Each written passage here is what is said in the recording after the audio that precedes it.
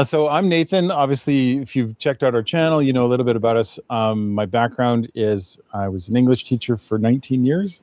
Ryan and I have been doing this channel for almost 6 years coming up. We've done a couple of interviews, but not enough. We always want to do more.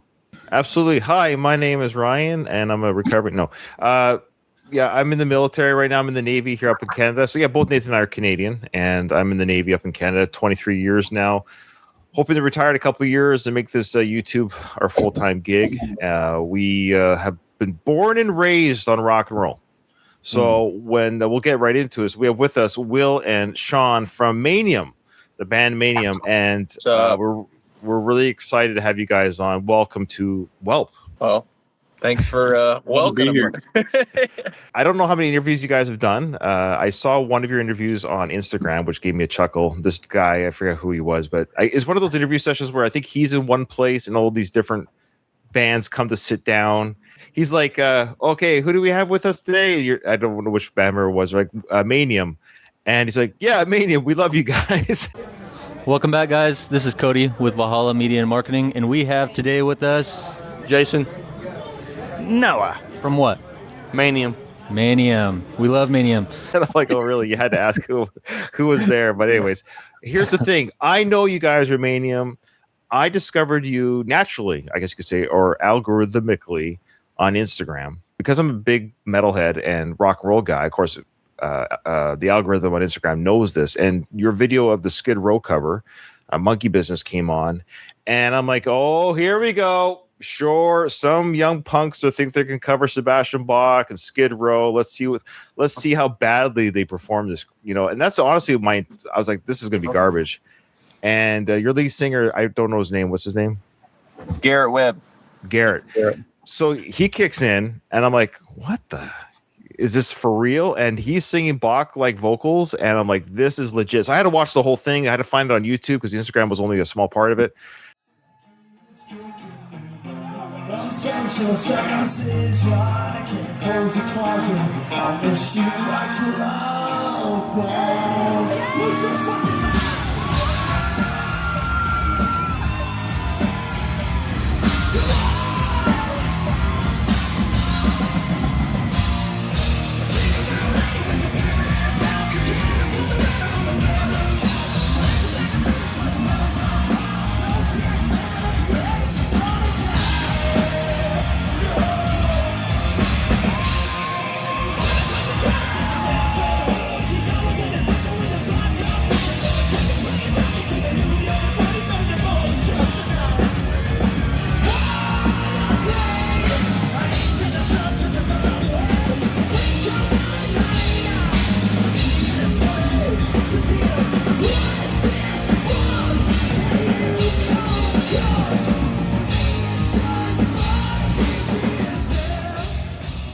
It was so legit that I was like, okay, Nathan and I, we always said this because we cover a lot of covers on our reaction channel.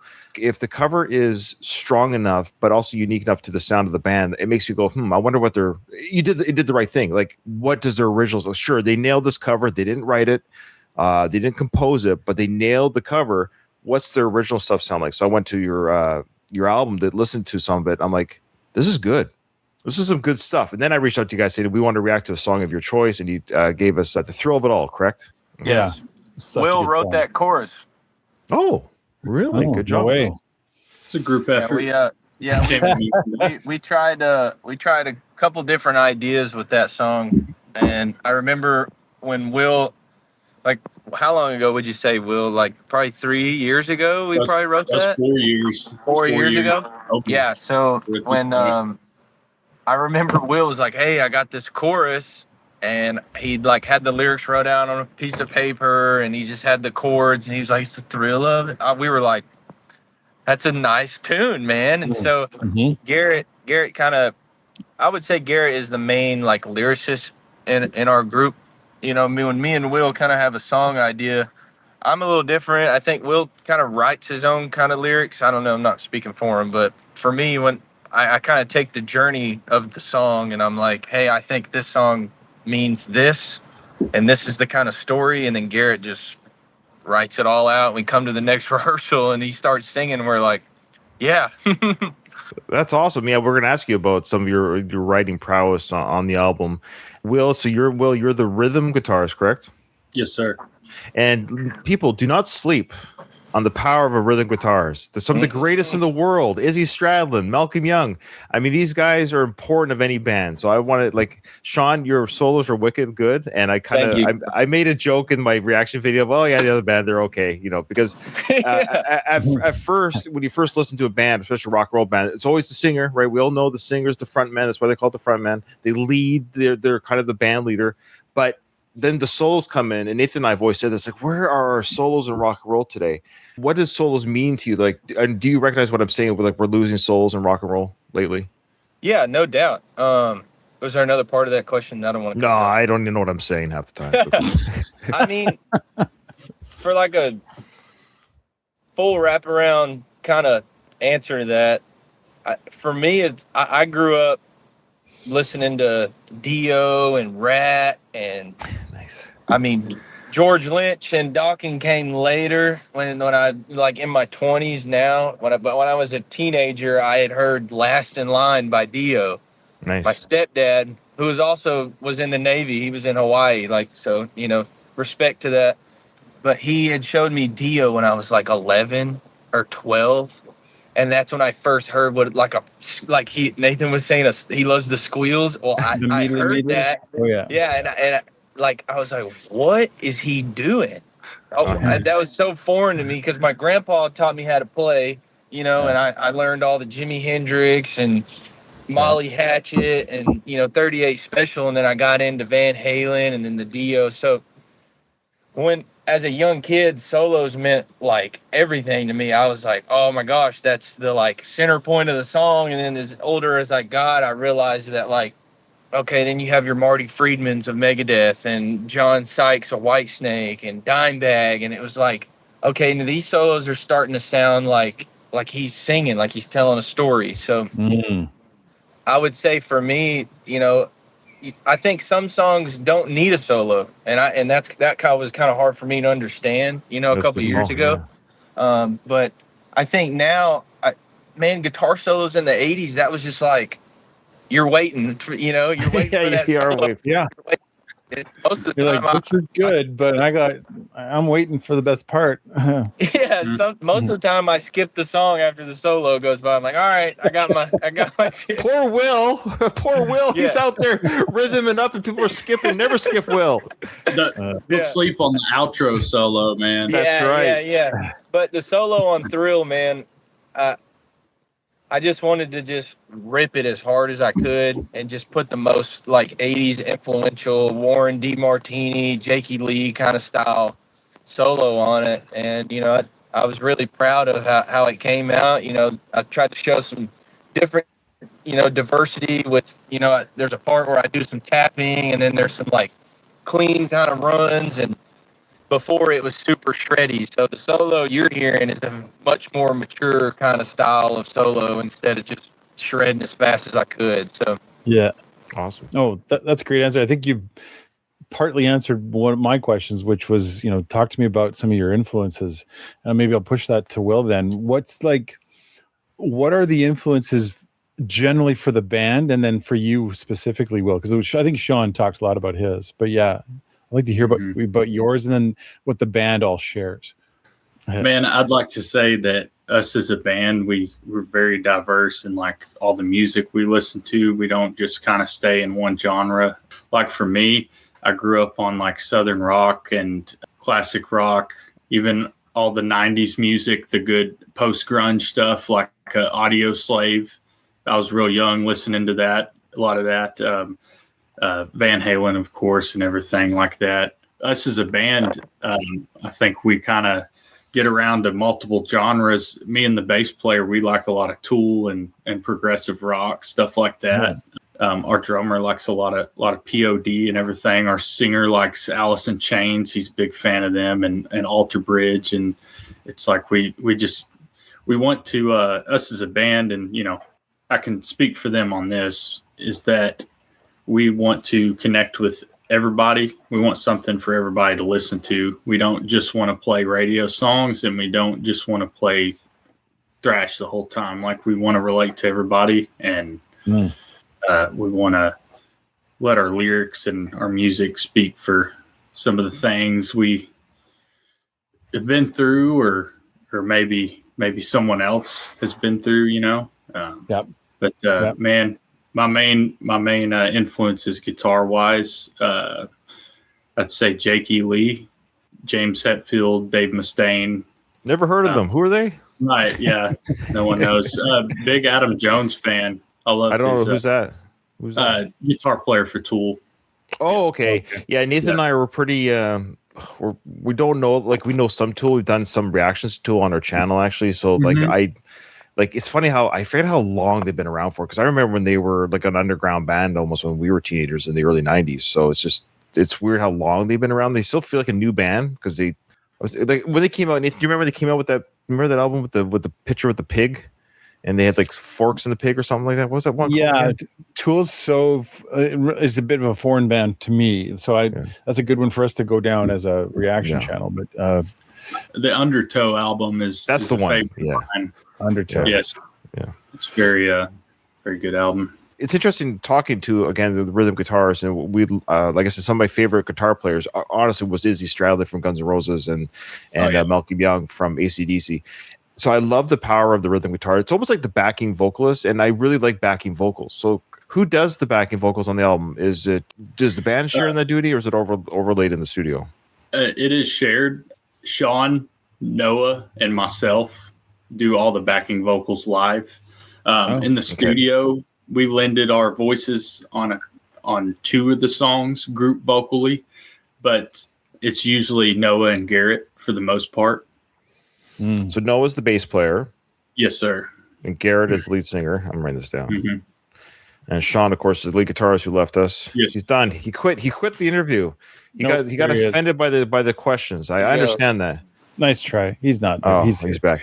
Uh-oh. Shawn quit the band live on air. This would be like a great. Yeah, that's it. Yeah, I'm out. I've never been in a band because I can't play anything. I'm sure you play lead, because even James Hetfield, a lot of people play lead, obviously the rhythm, but they can play lead just as well as lead guitar. So how's that decided in a band where you're like, you're better at solos, they speak to you more? Like, what was the discussion maybe you and Shawn had? Like, I'm curious how that conversation happens between 2 guitars. Well, Shawn's always been a shredder, and I've always leaned more towards rhythm anyway. And as long as we've been jamming together, that was kind of the dynamic anyway. I'll always jump in on harmonies and whatnot. There are lead solo harmonies on the album. Yes. Okay. Yeah, there's quite a few actually. And that's you playing lead behind Shawn. Yes. On the recordings, some of them he did himself because it just sounds it's Will. Right. To get that perfect, where like if he sounds cleaner, more articulate doing that particular harmony, I'm not too good. It's like, yeah, we want it to sound awesome. Can I replicate that live? Yes, absolutely. I'm sure. Oh, awesome. But it's to serve the song, I guess. But that was our first album. What would be like your strongest influence as far as a person or a band that you really like emulate or look for inspiration from? I'll start with a now and then past. When it comes to songwriting and guitar playing, solos and harmonies, and I would say probably like Bullet for My Valentine is a big influence on me. They're by far my favorite band now. I like a lot of riffs, harmony, guitar. Like I would say they're massively influential on a lot of the songs that you hear on that album. And I found them when I was 16, and I saw a video of Scream Aim Fire, and it was just thrash. It sounded like Metallica, but heavier, with some heavier vocals. And I was just like, oh my God, because Metallica will always be my number one favorite band. And when I say Metallica, I say Kill 'Em All, Ride the Lightning, Master, and Injustice. That's my Metallica. And so that's where, Bullet for me is like I said, Metallica on steroids. And they get into that little, early 2000s kind of metalcore vibe, but guitar playing, I would say like John Sykes is a massive influence on soloing. Feel for riffs, his vibrato, him, Dimebag. Of course, I feel like if you're any sort of like metal guitar player, Dimebag has to be up there for sure.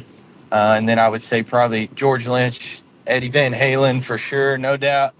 But yeah, band wise, when it comes to writing, I would say Bullet for My Valentine and early Metallica.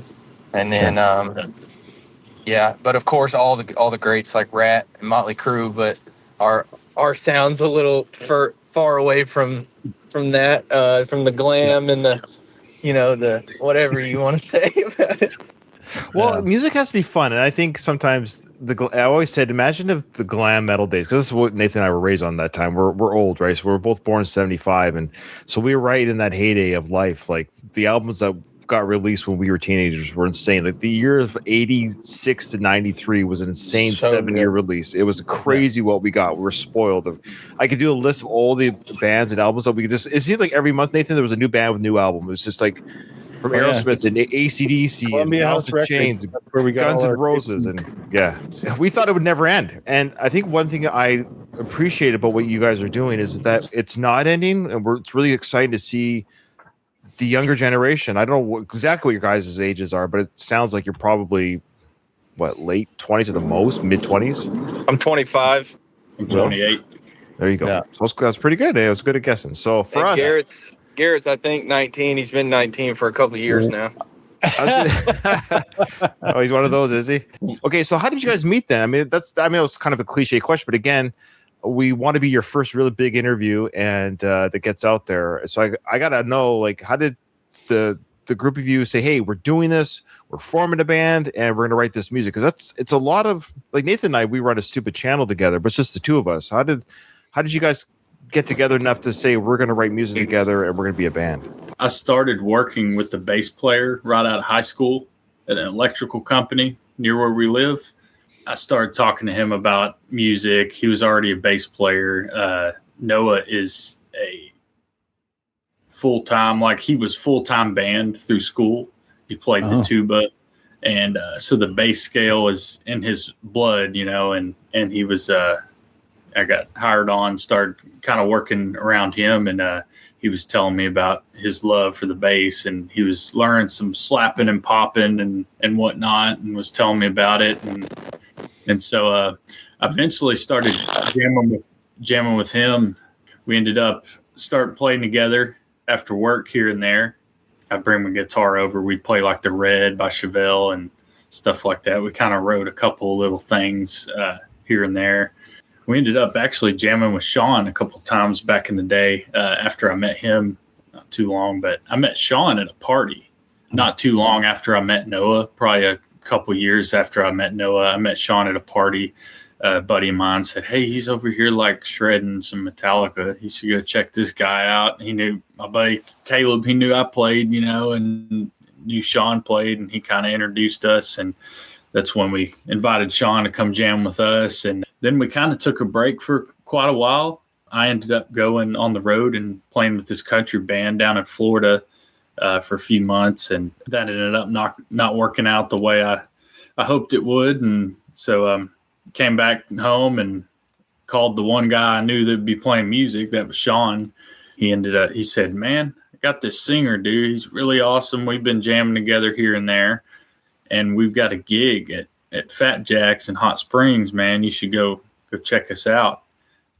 And he's like, man, we need a bass player. That's what I was doing down in Florida. I was playing bass down there. He knew I was doing that. And he said, come, maybe play bass. They had this really great bass player named Jerry jamming, one of the best bass players I've heard in my life. He's like, man, we just want someone younger in here so we can start kind of maybe writing our own stuff. And so I walked in that night, and Garrett was on the table singing, and Shawn was shredding to Panama.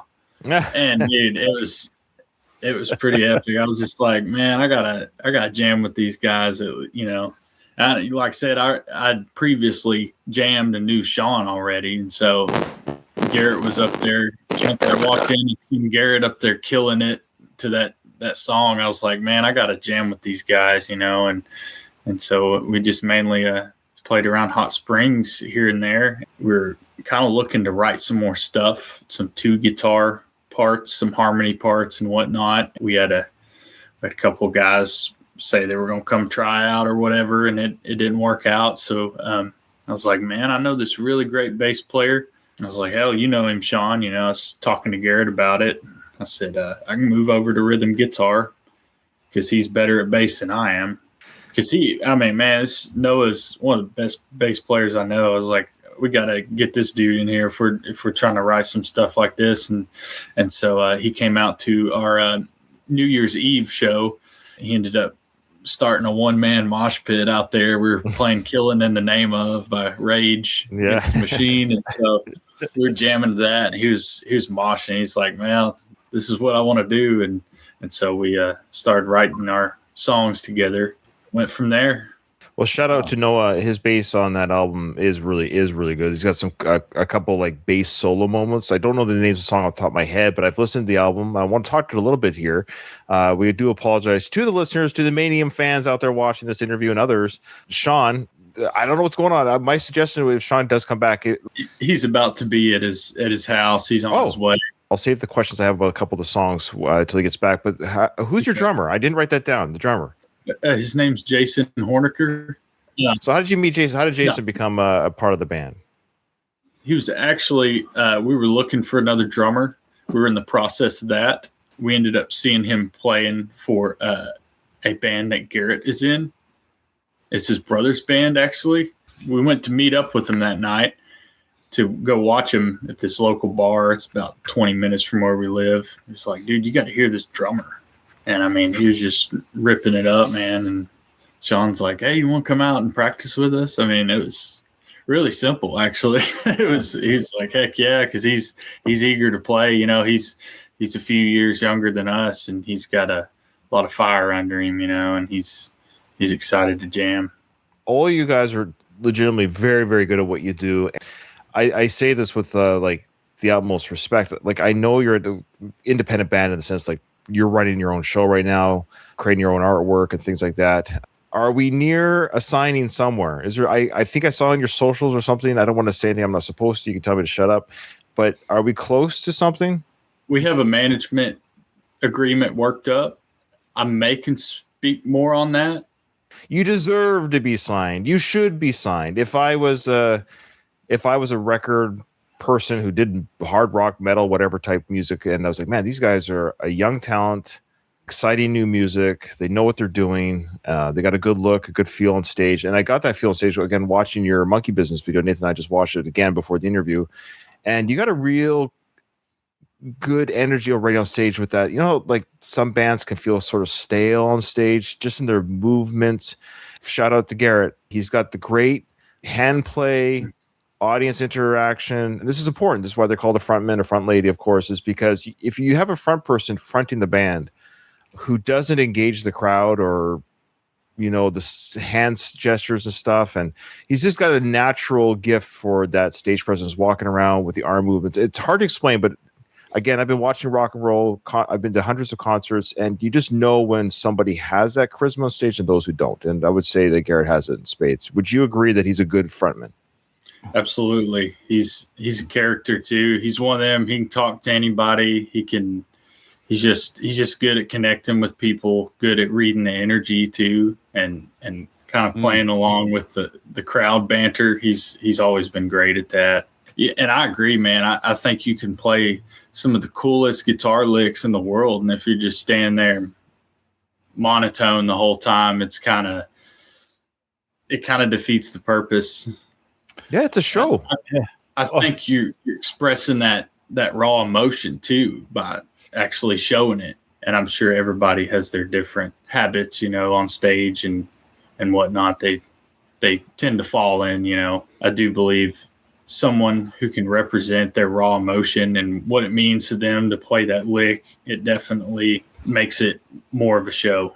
We did an interview years ago, which we never actually released. The interview was okay, but I remember talking to them, and that was one of our critiques was they had incredible yeah. sound. Oh yeah, Really, just all of them incredible musicians, but they didn't have any stage presence. They were just kind of like you say, they're just kind of stiff, kind of playing their instruments. And did we really say that in the interview? We said it in our reaction, and in the interview, we just kind of they responded to that. They talked about that. I remember. I think you guys have this. This is what's missing a lot. I think in a lot of music today is the personal investment and the part that makes you rock and roll, really, which is push back a little bit against what everyone thinks you should be, doing things that aren't necessarily what everyone else is doing, taking risks on things and being yourselves regularly. That's what makes us a really fantastic band, because people will start going like, oh, I love this guy because of this and that. And they can connect with each individual in the band. Back in our day, when we watched Guns N' Roses, it was like, Ryan was, I can't remember who specifically you were obsessed with, but you liked the whole band. But Izzy was like your guy. Slash was my person that I went to, and everyone had their person. That's what created this like attraction to Guns N' Roses, right? Back in the day. Yep. You guys have that same thing going, where it's the sound is so good. The what we've seen briefly, what I've seen on you guys playing live is so good. I think that becomes like the right combination for not just success, but for you guys to really enjoy whatever comes your way as far as fan interaction and and people really loving you guys. It's not really a question. It's more like just a comment, really, an observation that it looks like everything you guys have put into the band is going to reap rewards at any time. Well, I'm hopeful, and I'm hoping that that's the case. Shawn's back. Shawn, how you sounding now? I think I'm sounding better. Yes, you do. So while we have you hot and good on the mic, Shawn, Maynium, what does it mean? How did you guys come up with it? I've always been a fan of one-word band names: Pantera, Megadeth, Anthrax, Slayer. I always just thought like commercially looked better than like long names, even though like my favorite band has four words in it. I think Bullet for my band. Yeah, 5. Yeah. So kind of ironic, but man, we went through a bunch of names. Will, like, what even like were they? They were like the Red or like random stuff. And then I went in the dictionary and I saw the word mania, and then I was like reading up on like Greek words, and like some of the words that were like mania like had that, I don't know, really, I'm not very smart, but they like meant like power and peace and strength. And I was like, So I was like, maniac, mania. And then I was like, I'll just put another M on the end of it. And just said Manium because I thought 2 M's looked sick. So that's it, really. Doesn't really mean anything. It's just, I thought it sounded cool. Well, it does sound cool. And that story is actually, that's what makes it unique, is it doesn't have to quote unquote mean anything, but you got there through that journey, which is cool. And that's sort of how the band is sort of formed. And what we heard from Will, things just sort of happen. You go with one way, you're looking at this, looking at that, and it becomes this thing. Now, Warhead debut album, is it officially an album or EP? Like, what's the difference? Do we call it an album? Do we call it an EP? It's an album. It's an album. Okay. I never know what the rules are. I don't think there's any rules in rock and roll. Okay, I love it. There you go. There you go. That's the way to say that. That's okay, exactly. And I'm gonna blow some smoke up your butt. I've listened to the album numerous times. I legitimately loving this album. Okay, I've already shown it to my 2 adult children. They're loving it too. Thank you. Like, you got to spread this, guys. We're trying to spread it on our channel. I know we're not the biggest channel in the world, but we're trying to spread the word on you guys. The last 2 songs of the album, when I first heard the album all the way through, I listened to it in order, like as an album should, like just track order as it goes to one song to the next. And when I got to Warhead, that freaking guitar work at the end, I was just like, it keeps going. The solo work keeps going. Like, good, don't stop. And then he didn't stop. And then it kept going. I was like, I didn't know how long the song was. I didn't see I was just listening to my car, so I didn't see how long it was. So when it kept going, I was like,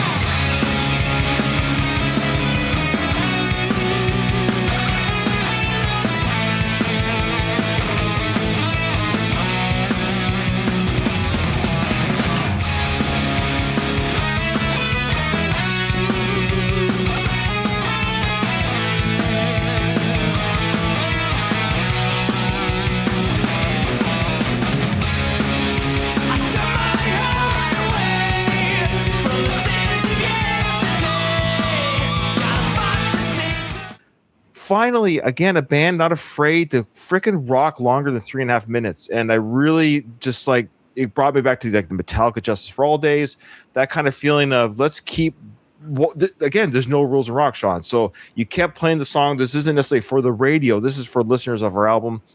And then I messaged you guys on your Insta right away. So I don't know, who am I talking to mostly on Insta? Who am I talking to? It's either one of us, but you were talking to Shawn that particular time. Okay. So I was just like, I said straight up, I said Warhead's the best song on the album, title track, but I hadn't heard Hole yet. And so I listened to Hole like shortly after. I'm like, God, I probably messaged him too soon because now I'm torn. Those two final tracks in the album are so good. I'm like, and I'm not blowing smoke up your ass. Nathan knows this about me, that we've listened to thousands of hours, hundreds of thousands of hours of rock and roll metal music in our life, Nathan. At this point, we're both 50. Nathan actually just turned 51 yesterday. Happy birthday, Nathan! Happy birthday! So we acknowledge like rock and roll, power rock, heavy. Like we know it when we hear it, right? Like you know when you hear it. I'm just saying this writing is above and beyond what I would expect. You're not hearing it today, or at least I didn't know until I heard you guys. I just want to congratulate you on that. And I'm still torn which song is the better of the two. So I listened to them back to back to back to back. I literally have, and I don't rarely do that. Nathan knows I don't listen to a song twice in a day, and I do that with those two songs. There's my blowing my smoke up your butt. There's a talking part in Hole where he does this speech part. I don't know what he's saying. Is there like a, what do you call it? A lyric sheet for the speaking part? Do you know what I'm talking about, Shawn? And we lost Will. I don't know. I might have talked his ear off. We might lose Shawn here too. We might lose Shawn. No worries. Okay. Shawn, did you hear the question I had about Hole? Yeah, the talking part. I guess way back in like the 40s when the atomic bomb, well, I don't know if it was before that, when they were like first testing out the atomic bombs and stuff. Well, Oppenheimer, that movie they made, well, like the real guy way back in the day did like this interview, and it was him saying, you know, now I've become death, destroyer of worlds, and all. One says, now I am become death, the destroyer of worlds. I suppose we all thought that one way or another. Took that from that and put it in that part because we just thought it kind of spiced up that part, kind of gave it. It does.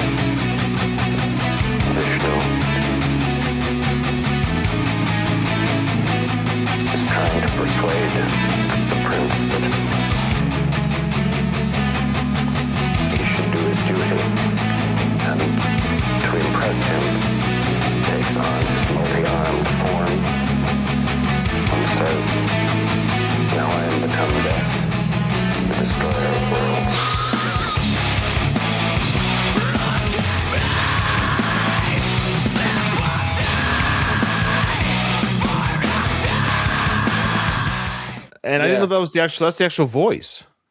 Yeah, so okay. It kind of correlated with the song a little bit too. Because the song, there's in the part of the chorus, Garrett sings, even if I tried to fly, you would still hold me down. And I think that has a lot to do with people in the world that they want to try and go and do something like extravagant and massive. And even when they try to do that, they still feel that whatever they do might destroy yourself and everyone around you. So that's kind of, and he says heaven's closing, like all the peace in the world is closing because, at that time you had 2 world wars. And so the lyrics on most of our longer songs have a really deep meaning, and I think it's kind of cool that you guys kind of reached in and touched on that, because we try to make people understand kind of a little more about a song, and I feel like people have lost that. We love lyrics, and I've always said this, that Nathan is a big lyric guy right away. I get to if the music doesn't draw me in, I admit sometimes I won't listen to the lyrics, but so the musical soundscape draws me in first, and then once I get to know the lyrics, as I re-listen, like, oh, then the music is the soundtrack for the lyrics. Yeah, no doubt. But if the music's boring or lame or dumb, I'm like, well, I'm sorry if it's a great poem, guys, but I can't keep listening to this. Just send me the manuscript of the lyrics, I guess. But that's how the two work together so well, Nathan. You earlier said you're not that smart of a person, and I would say I'll push back. As an English teacher, somebody who taught English and saw my favorite students were the ones that thought they were dumb, because often they were the most likely to think more interest, like the ones that think they're smart and that try to put out this thing that they are smart. They're not that smart. That's what I'm getting from this, is that you put thought and effort into things. You're intentional, and that's like it's miles above most people who think they're smart. And, well, and I would say smart. I'm very smart. So. Well, I appreciate that. I really do. That's a great compliment. And look at the background there, Nate. I know. Oh yeah, it's all my records. Speaking of Warhead, can you get Warhead on LP yet? Yeah, so we are trying to figure out the best route to go, because there's been some people that have like reached out to us and asked if we could get them on vinyl. I listen to vinyls, so Nice. but we do have a bunch of like CDs. I think CDs are kind of making a comeback. We've sold probably 300 CDs, I think, which is wow, crazy. Yeah, and they have all of our lyrics in there, just like a normal CD you would buy back in the day. It's got all of our pictures and cute, all the cute photos of you guys. Yeah. Well, I'm going to buy a CD, but I got to have everyone sign it. No doubt. Yeah, we have a website now. We're currently putting on all of our merch. We have shirts with the Warhead logo now. Nice. The full album cover, and then we just have some regular black ones with the Maynium logo. We got posters. We're trying to think out of the box and get a bunch of stuff that people, I don't know, wouldn't think of. Do we have an official music video coming out? So we are going to do a video for Thrill. We have bits and pieces of No Redeemer, and then we might possibly do one for Bleed, but Warhead probably would be a cool video. Oh man! So I'm a videographer. That's my job. I do weddings, and I've done a lot of commercial stuff. And nice, man, if there was some way to hook up and get me there so I could film a video for you guys, I'd love to do it. That's awesome. Heck yeah. And the charge would be get me there and back. Okay. And I'd do the rest for free, because as long as I've got the time to do it, and whatever, hey, I'd love to do it. We can definitely talk about that.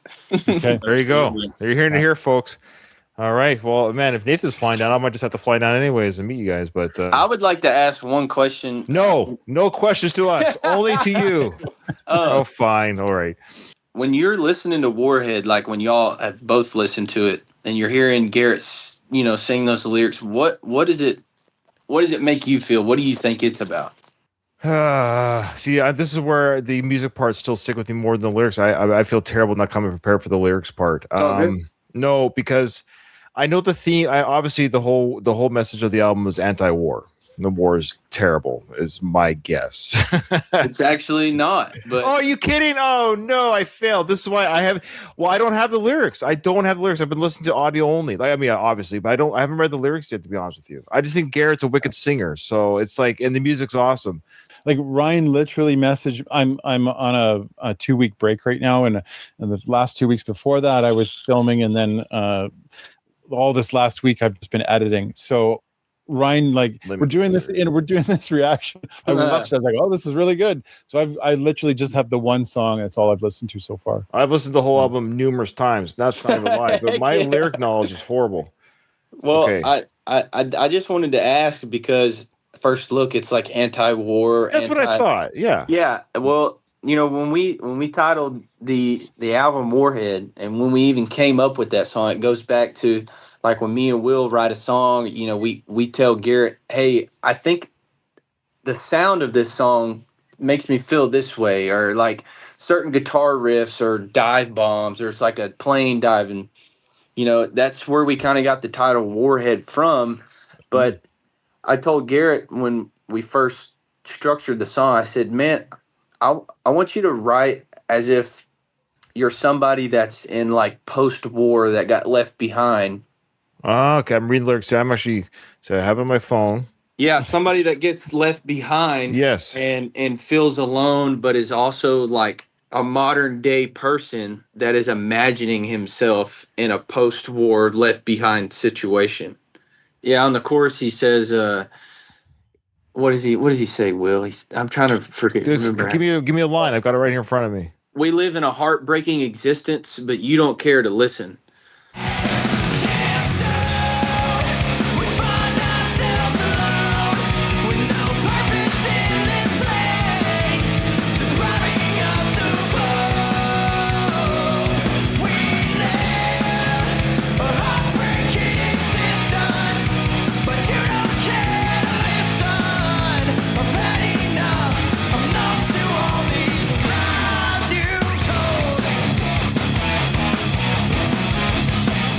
That's kind of like a modern day person having war inside their head, but they're imagining themselves. It's so bad. And you're a warrior that just fought this giant battle, and you're completely scarred and wounded, and you feel like there's nobody to turn to. There's no help.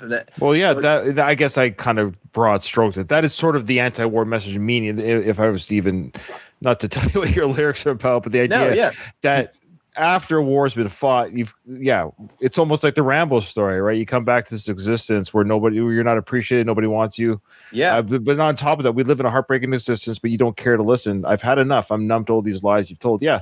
So the lies could be, if I was to interpret that, the lies could be what the government's told you, what the war's about, what are we suffering for? Why am I even involved in this conflict? I think there's no wrong answer to that question. What did the lyrics mean to you anyway? Because if it speaks to you in a different way too, it's like, because to me, it's like someone who's going through a personal struggle, and that's what we wanted the cover of our album to represent too. When we talked to our awesome dude that drew this thing up, we were like, hey man, like, we let him listen to the album. We're like, I told him, to me, it seems like a personal struggle, the whole album, like, and Warhead, is somebody who's going through a personal struggle, got some wild things going on in their mind, got a lot of things on the back end, maybe that they're not talking about or sharing with others, and it can be interpreted in a lot of different ways. Because I'm so curious to what other people that are listening,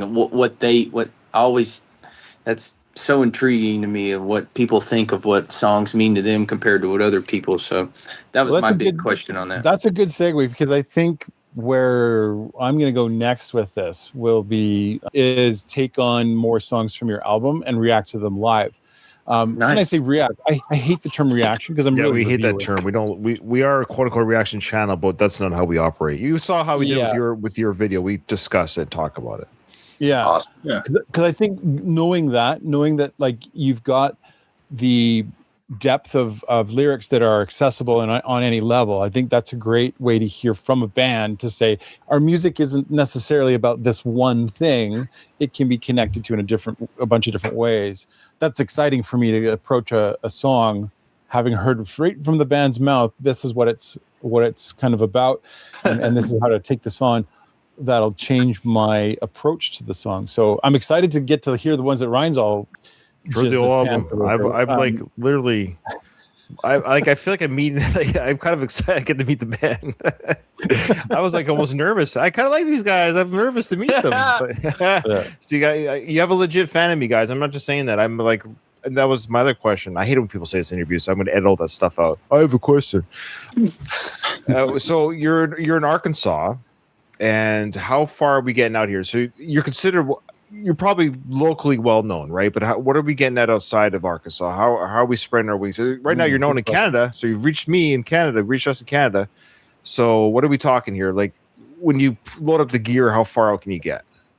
Man, I would say right now, I mean, we can go anywhere in kind of the Little Rock center-based area of Arkansas and put 100 plus hard ticket people in there. Nice. We haven't had any opportunities to go out of state yet, but I'm actively working on that. How much to get to British Columbia, Canada? Man, I don't know. That would be kind of far. Okay, fine. All right. Well, I guess I'll drop this too, Will. We just recently got signed to Union Entertainment Group. Hopefully that opens our avenues and doors to start opening up for some bigger bands and, the West Coast, East Coast. And that's kind of his whole goal with us is manage our crowds and our shows and help us, get off the ground a little more. There's some good festivals up here in Canada, good rock and metal festivals that would love to have bands and we could promote the Canada loves their metal. Oh yeah. Well, we will definitely let him know that we have fans in Canada now. Yeah, you'll have two front row center. Hell yeah. The artwork, and then we'll close up here. I love the artwork, and I do love on the newspaper. It's the band and the photo. So, are you guys the cause of the World War? Is that your fault? Probably, sure. Not this time. And new music. Are we working on it? Oh yeah, we have one called Miss Misery. We're working on. It's pretty much done. Waiting on Garrett to bring some lyrics. Hurry up, Garrett. Tighten up. Will has one that we're working on. We have probably 4 or 5 that are halfway done. Mm-hmm. What's the sound like? What are we talking style like? Yeah, a little bit of everything. We're trying to figure out our actual sound and the best way possible to say that. I would say these next couple songs are a little more widespread for bigger audience. We're trying to figure out how we can get the old thrashy long song audience with the short attention span audience and meet in the middle somewhere. Well, us old guys here, we love the long songs, but I love the short ones too. There will definitely be 2 or 3 just like Warhead for sure. I have a question about Garrett's singing style. He does, of course, clean vocal 90% of the time, but he does a lot of scream. What do you guys call it? Scream? Not quite growl, but So, rock scream. Yeah. Well, what's it called? I don't know what's that called. Whatever you want to call it. I don't know. I'm not even I don't know if there's there's like distortion on guitar. I didn't know if there's some sort of term for the vocal effect because I know there's clean vocal when you're not quote unquote growling, but yeah, he's really good at the at that scream. Yeah. Number one, be careful, Garrett. I don't want you to lose your vocals because I can wreck the vocals. And I want to ask, I'm a huge AFI fan, and I don't know if you've heard of AFI, but Davey Havok, of course, does that a lot of his, especially his early songs. So I just want to let Garrett know there's times he sounds like Davey Havok, like spot on with the like spot on with the. In fact, I think it's your song. I think it's the second track of Destiny where it's really fast. There's a lot of gang chorus in it in the song.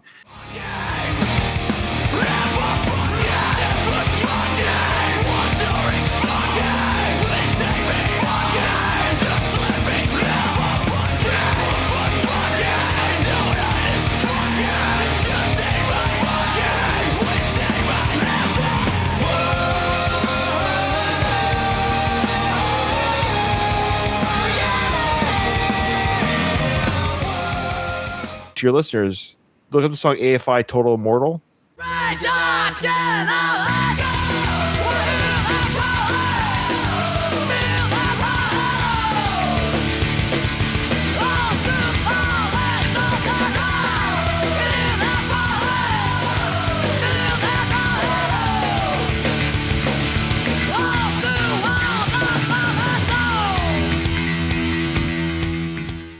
I don't know if you know that song, but listen to that song. It reminded me of that. So I really appreciate that kind of like, it's like that rock punk sound with the gang chorus. And Garrett's an amazing vocalist. I just want to give him the shout out that he deserves. The whole band's amazing. Noah on bass is a great guy. He was in that interview I saw on Instagram where they had asked the name of the band. We didn't know the name of the band before we started this interview.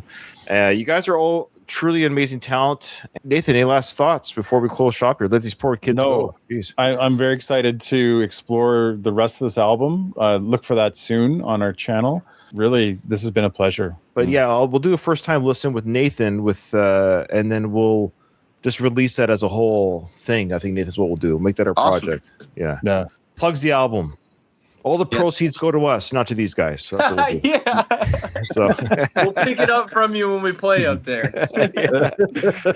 Well, Shawn, Will, you guys have really been an honest treat for us. It's good to see the young generation playing amazing music, being humble, nice guys. It is really good to see, and we appreciate that, and we truly wish you all the luck. And when you guys hit it big, when you do hit it big, don't forget about us. We got to come back and do a follow-up interview on that. Yeah. One. Heck yeah. Oh yeah. Yeah. Let's do it. Just don't ever talk to our people first. That's going to break our heart. Okay. That's all. Yeah, for sure. Right. For sure. Thanks everyone. Thanks for watching on our channel. We appreciate it, and show the love to these Thanks guys. for Go check having them us. out. Maynium.com. That's where you can find all their stuff. All right.